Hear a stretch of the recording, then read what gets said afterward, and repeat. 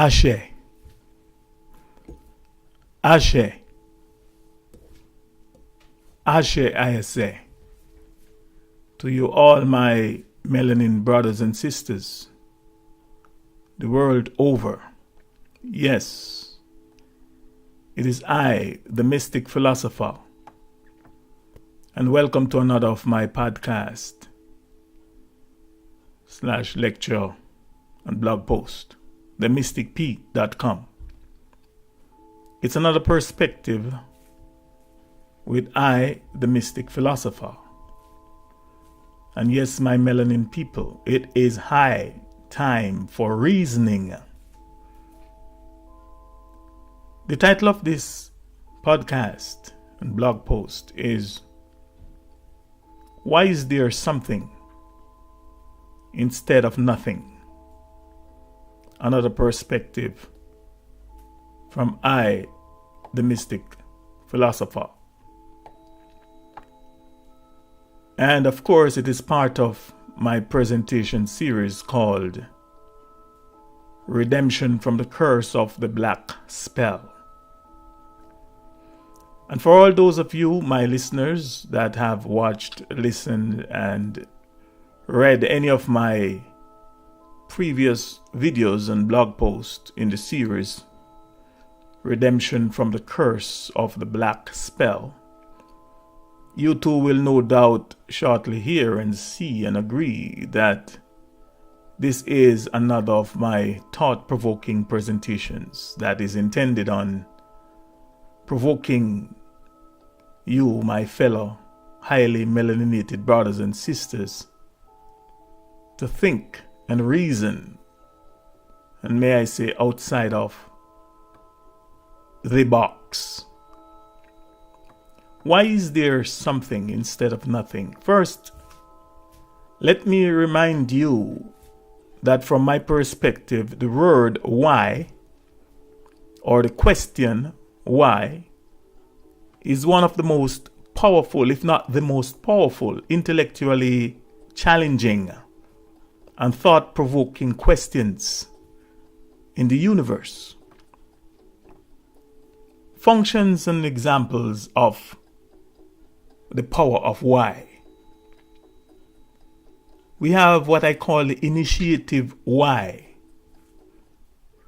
The word why, or the question why, is the key that initiates all sensible mental activities on the quest or on the journey for that which we called life and that which we called truth. You know that one's mental algorithm is engaged, also known as one is thinking and seeking when he or she asks why. In other words, you know that one is truly alive when one is asking why. From I, the Mystic Philosopher's perspective, this thing called life, as we think we know it, is all about asking questions. And the questions we ask provide answers.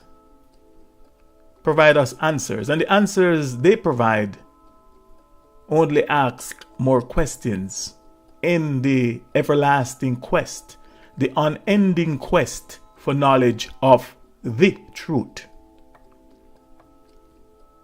And that is why those of you that may have listened to some of my earlier videos and podcasts, or those of you that may have heard me speak to you live, must have heard me mentioned to two of my favorite quotes in summary of some of my basic philosophies and practices. The first quote is from Václav Havel, and I quote, "Keep the company of those who seek the truth and run from those who have found it," unquote. And here again, those of us that have insight can see the power of the why, while others are tempted to ask the question, why? Why should we run away from those who have claimed or who are claiming to have found the truth? In other words, if the truth is that which we are all seeking or searching for, and some of us claim, or someone among us, or some among us claim to have found it, then why should we avoid them? Or why should we run away from them? Well, number one, it is because no one or no human can know that which is called the truth. That is from my perspective. It is because no one or no human can know that which is called the truth. And no one can really find that which is called the truth.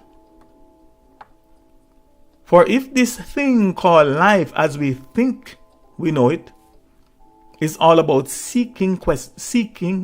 all about asking questions, and if the questions we ask provide answers, and the answers they provide only ask more questions in the everlasting quest, the unending quest for knowledge of the truth, then by this logic alone one can easily deduce that those who are claiming to have found the truth have ended the cycle of this thing called life, also known as the cycle of questions and answers. For them, there are no more questions to ask and no more knowledge to receive. And consciously or unconsciously, they are now claiming to know everything. And such a claim is not only dangerous to themselves, but also to everyone else around them. And it is from this claim that all belief systems, also known as religions, politics, and the family of isms are born and established. 2, from these facts one can also logically deduce that the statement, "You shall know the truth, and the truth shall set you free," unquote, is only partially true, if it is at all true, or any true. 3, it is because that which we call the truth is ever unfolding and ever revealing. And one cannot know what will be revealed until it is revealed. In other words, one cannot know the answer before the question is even asked. Number 3, logic will affirm that one can only know logic will affirm that one can only know of the truth. One can only know aspects of the truth. And thus, one can only speak of the aspect of the truth of which one thinks he or she knows. Which brings me to the second of my favorite quotes, which is from the Desiderata. And I quote, it said, "Speak your truth quietly and clearly, and listen to others, even the dull and the ignorant. They too have their story," unquote. Now please note that it did not say, Desiderata did not say, "Speak the truth quietly and clearly." It did not say, "Speak the truth quietly and clearly." But it said instead, "Speak your truth, speak our truth, speak our individual truth." And my truth is my perspective, which can also be defined as the way that I see, feel, and think that I know from my current angle of observation. Secondly, we have the introspective why. Why is the introspective why, which is in self-examination, or why as in self-examination. I call it the introspective why, self-examination. Why am I so angry, as an example? Why am I so happy? Why am I so sad? Why am I, you name it. Then you have the retrospective why. You have why, which I call the retrospective why. Did I do that?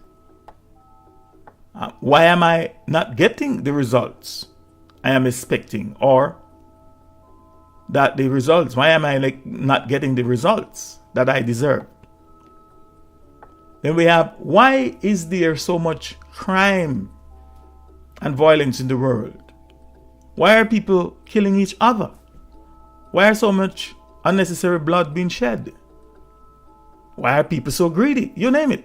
Then we have the authoritative why. This I call the authoritative why. Why that challenges or challenge authority.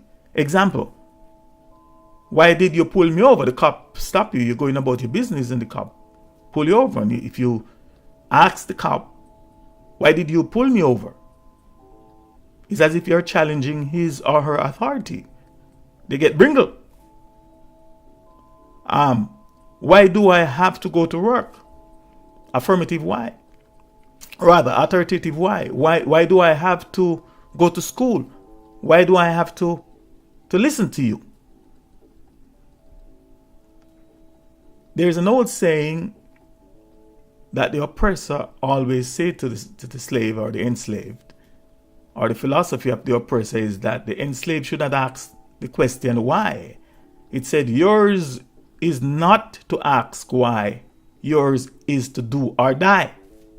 So again, I'm just trying to point out that why is the most powerful question in the universe. Therefore, any question or sentence that begins with the word why should not be taken lightly, or should not be taken simply or just simply gloss over. Instead, it should be dissected properly and timely.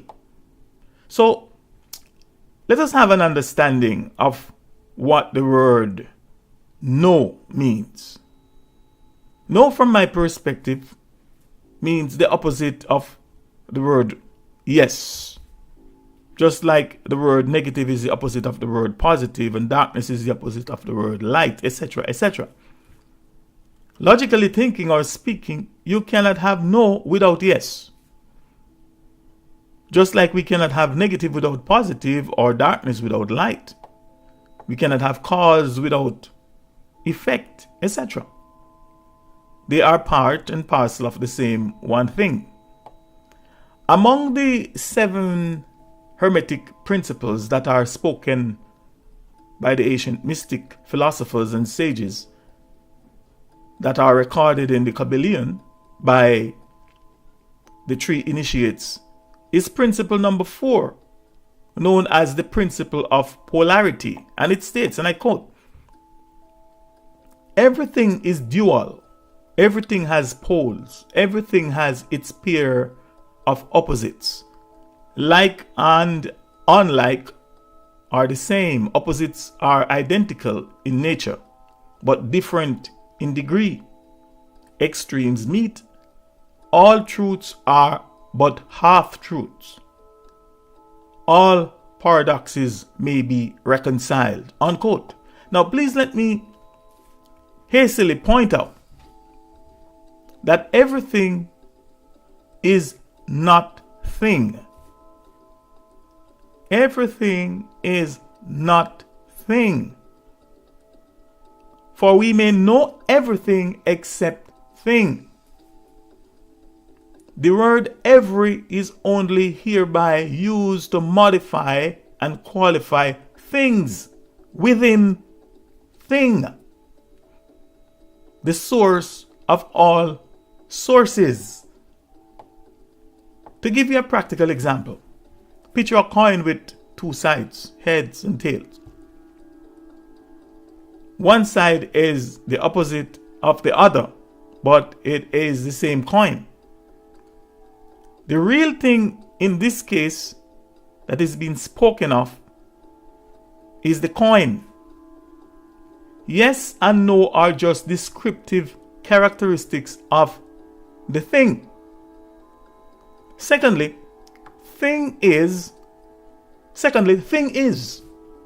It is very difficult and unnecessary to simplify this expression, thing is, any further. When we say or use the word is, we are first acknowledging our own individual existence, our own individual awareness and ability to think and distinguish states of being. However, what it, meaning what thing is, we really don't know, nor can we fully comprehend its inner nature. One definition of the word thing from the Webster's dictionary, English dictionary, is that it is an unspecified object. Thing is an unspecified object. Another way of saying this from my perspective is that thing can be anything. Of course, this is to an intelligent observer. Third, we know that thing is not when we are not thinking and talking about it. In other words, whenever we are not thinking or talking, or rather, whatever we are not thinking or talking about is not. We might even take the liberty of saying that for us it does not exist. But is that really true? From my perspective, there is only thing. Every idea, word, thought, name, definition, meaning, beings, creators, gods, cause and effect, expressed or not expressed, etc., is of thing and are within thing. In other words, they all exist in thing. Thing is source and the source of all sources. In other words, among the many names, titles, and affiliations that thing can be called and words that may be used to describe thing is the word source. The source of all sources. Therefore, nothing, no thing, yes thing, something, anything, everything, and all things are essentially the same thing. Individually, they are only aspects of thing, or the source, aspect of the source of all sources. Existence and non-existence are aspects of thing. In other words, they are things within thing. They both describe states within thing. Non-existence. Let me now talk a little about the concept and idea of non-existence. From my perspective, we cannot sensibly and rationally say that something or a thing does not or does not exist. That it does not, a thing did not rather. We cannot sensibly and rationally say that something or that a thing did not exist or does not exist. For in order for us to think or talk about it, it must exist or it must have existed in one form or the other. Non-existence is an aspect of thing that may be described or interpreted as an idea, a word, and a thought, etc. However, the fact is that we generally and conveniently refer to an aspect of thing as something or as a thing, and especially when enough is not known about it or a name is not yet assigned to it. The word exist and existence are two very interesting words, and they oftentimes cause much confusion and misunderstanding. From my perspective, the word exist is denoting states of being, which are states of being which are is and not, all at the same time. For example, ex in the word exist means out, and is means in, or x means is not, and is means it is or is. What is the meaning, or what is meant by nothing, or what is nothing? Let me now look at what is meant by nothing, or what is meant by nothing. From my perspective, the human mind cannot conceive, describe, imagine, or know nothing. It can only think that it knows that nothing exists. No thing exists. But it cannot conceive, describe, imagine, or know no thing. It may also deduce that the truth, or that which is called the truth, is nothing or no thing. In other words, can someone or anyone please tell me what nothing looks like? Have you ever really saw nothing?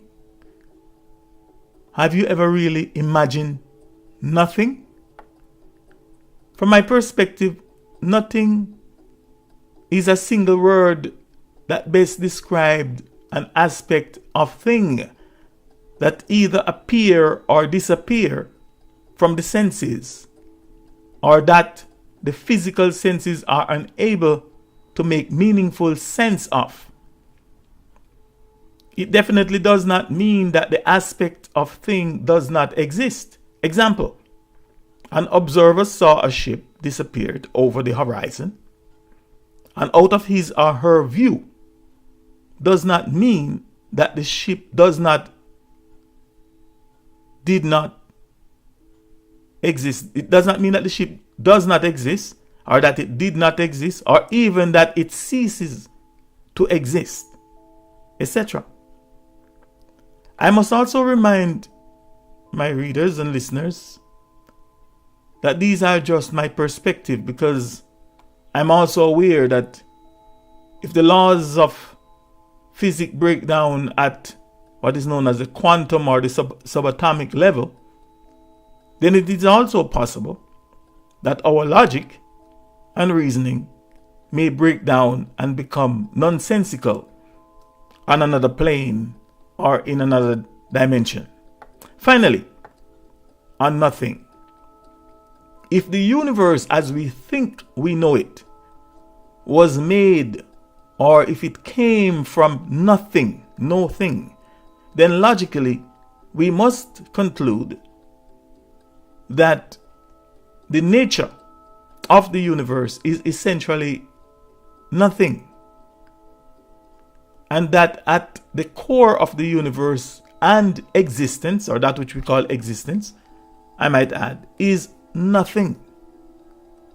The same logic must be applied to us, or at the very least us in our same logic must be applied to us in our physical state of existence.